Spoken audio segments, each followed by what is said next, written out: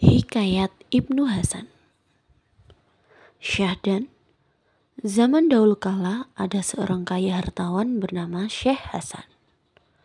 Banyak harta, banyak uang, terkenal ke setiap negeri, dan merupakan orang terkaya. Bertempat tinggal di negeri Baghdad yang terkenal kemana-mana sebagai kota yang paling ramai saat itu. Syekh Hasan sangat bijaksana, mengasihi fakir miskin, menyayangi yang kekurangan, menasihati yang berpikiran sempit, mengajarkan ilmu yang baik, walaupun harus mengeluarkan biaya berupa pakaian atau uang. Oleh karena itu, banyak pengikutnya. Syekh Hasan memiliki seorang anak laki-laki yang sangat tampan, pendiam dan baik budi, berusia sekitar 7 tahun. Ibnu Hasan namanya. Ibnu Hasan sedang lucu-lucunya. Semua orang senang melihatnya, apalagi orang tuanya. Namun demikian, anak itu tidak sombong, perilakunya kalem, walaupun hidupnya dimanjakan dan tidak kekurangan. Ayahnya berpikir, alangkah salahnya aku menyayangi di luar batas tanpa pertimbangan. Bagaimana kalau akhirnya dimurkai Allah yang agung? Aku pasti durhaka, tak dapat mendidik anak mengkaji ilmu yang bermanfaat. Dipanggilnya putranya. Anak itu segera mendatanginya. Diusap-usapnya putranya sambil dinasihati bahwa ia harus mengaji, katanya. Sekarang saatnya anakku, sebenarnya aku khawatir, tapi pergilah ke Mesir, carilah jalan menuju keutamaan.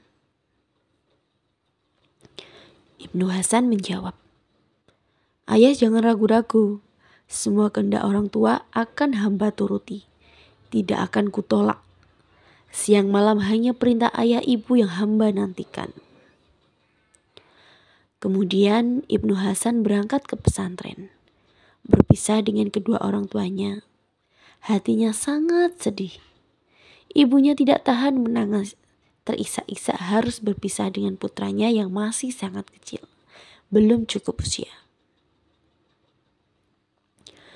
Kelak, apabila Ananda sudah sampai ke tempat merantau, pandai-pandailah menjaga diri karena jauh dari orang tua. Harus tahu ilmunya hidup, jangan keras kepala, angkuh dan menyombongkan diri. Merasa lebih dari yang lain, merasa diri orang kaya lalu menghina sesama. Kalau begitu perbuatanmu, hidupmu tidak akan senang karena dimusuhi semua orang. Tidak akan ada yang mau menolong. Kalau celaka tidak akan diperhatikan. Berada di rantau orang, kalau judes akan mendapat kesusahan. Hati-hatilah menjaga diri. Jangan menganggap enteng segala hal. Ibnu Hasan menjawab dengan takzim. Apa yang ibu katakan akan selalu kuingat dan kucatat dalam hati. Doakanlah aku agar selamat. Semoga jangan sampai menempuh jalan yang salah. Pesan ibu akan kuperhatikan siang dan malam. Singkat cerita, Ibnu Hasan sudah berangkat dikawal dua pengasuhnya sejak kecil, Mairin dan Mairun. Mereka berangkat berjalan kaki. Mairun memikul semua perbekalan dan pakaian, sementara Mairin mengikuti dari belakang sesekali menggantikan tugas Mairun. Perasaan sedih, prihatin, kehujanan, kepanasan selama perjalanan yang memakan waktu berhari-hari, namun akhirnya sampai juga di pusat kota negara Mesir. Dengan selamat berkat doa ayah dan ibunya. Selanjutnya, segeralah menemui seorang alim ulama, terus berguru padanya. Pada suatu hari, saat ba'da zuhur, Ibnu Hasan sedang di jalan bertemu seseorang bernama Saleh yang baru pulang dari sekolah. Ibnu Hasan menyapa. Anda pulang dari mana? Saleh menjawab dengan sopan. Saya pulang sekolah. Ibnu Hasan bertanya lagi. Sekolah itu apa? Coba jelaskan padaku. Yang ditanya menjawab. Apakah Anda belum tahu? Sekolah itu tempat ilmu. Tempatnya tempat belajar, berhitung, menulis, mengeja. Belajar tata krama, sopan santun terhadap yang lebih tua dan yang lebih muda. Dan terhadap sesama harus sesuai dengan aturan. Begitu Ibnu Hasan mendengar penjelasan tersebut, betapa girang hatinya.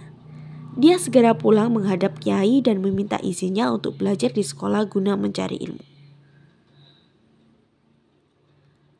Sekarang katakan padaku apa yang sebenarnya kamu harapkan.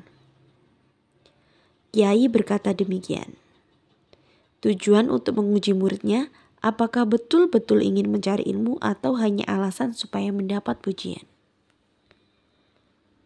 Ibnu Hasan menunduk, menjawab agak malu. Hamba ingin menjelaskan mengapa hamba bersusah payah tanpa mengenal lelah mencari ilmu. Memang sangkaan orang begitu karena ayahku kaya raya, tidak kekurangan uang. Temaknya pun banyak. Hamba tidak usah bekerja karena tidak akan kekurangan. Namun pendapat hamba tidak demikian.